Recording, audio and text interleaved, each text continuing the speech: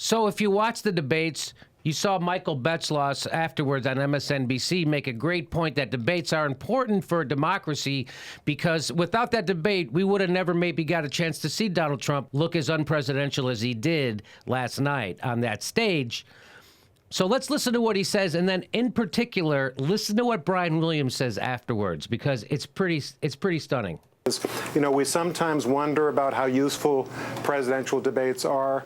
This night should convince us once and for all how important it is, because without a debate like this or the debates that follow, we would not have seen the side of Donald Trump tonight. He could have read from the teleprompter between now and Election Day, and voters could have cast their ballots without getting some pretty important information about it. A great point. These, as I said, don't have force of law, but they should have force of public pressure. This is part of what we do.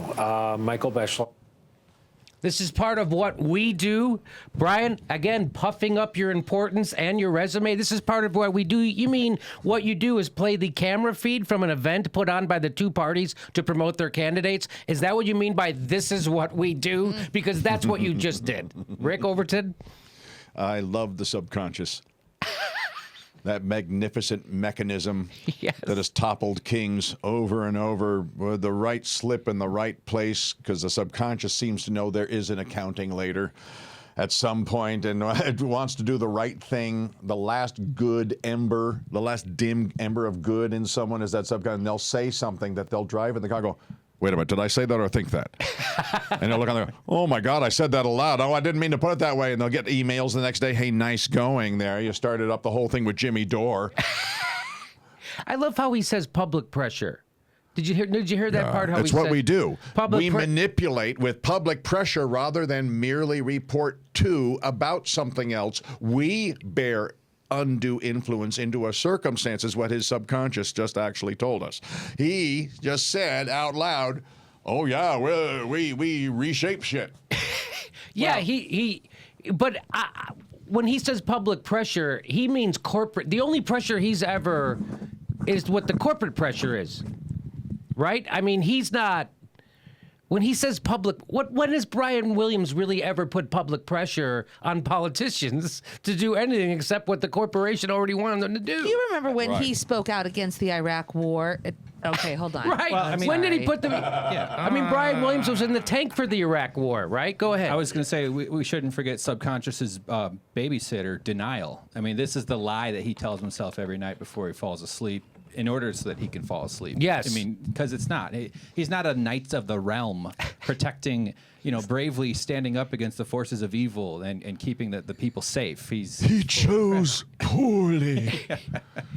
Which would make Rachel Maddow crack up. Have you ever noticed how much they just laugh at nothing? Rachel Maddow and Brian Williams, they can't stop laughing at each other. Right. If you watch, it's fun to watch. Debates are a good way of seeing how politicians conduct themselves, just like war zones are a good way of seeing how TV news anchors will try to soak in reflected glory of actual journalists.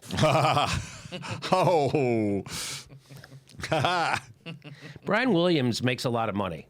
So don't feel bad for him. When I punch, I'm always punching up, and most of the time it's millionaires who are the target of the punches. So don't worry. Millions of dollars insulate you from a YouTube comedian's barbs. Believe me, millions of dollars. I'd say that's a pretty good rule of thumb for a comedian these days, is always try to be David against Goliath. Yeah, punch upward. Punch upward. It's cowardly to punch downward. And so when you makes see you look like a coward. When you see people smearing Bernie, when you see people smearing Jill Stein, that's punching down. And that's underdogs, kicking underdogs who are just trying to get up rather than they really are getting up, as you're making sure they don't even get up onto both legs at once. And now we break for a word from our political, right after he says, this is what we do.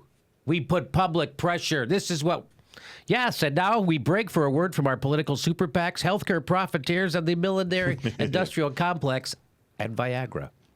And now we're going to sell you an oil rig. Yeah. That's about part of his public pressure. Some days it just doesn't seem worth reading the teleprompter. There must be an easier way to earn $15 million. Am I right? I'm going to say Brian Williams makes about $300,000 a day. I haven't worked out the figures, but I bet it's close to that. $300,000. Yeah, who books that? Who does book that? Who books that room? Think about this. $250,000 a year is $5,000 a day. $5,000 a week. So $500,000 is 10 grand a week. $1 million is 20 grand a week.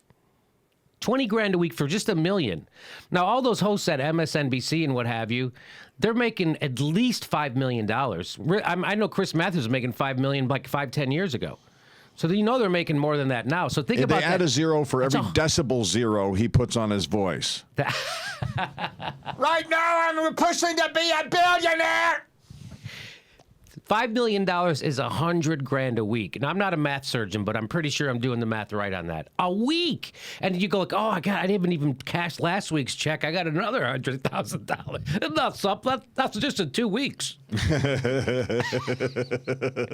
Anyway, I just, another day, another $380,000 check. How are you? All right. Way to go. Brian Williams, this is what we do.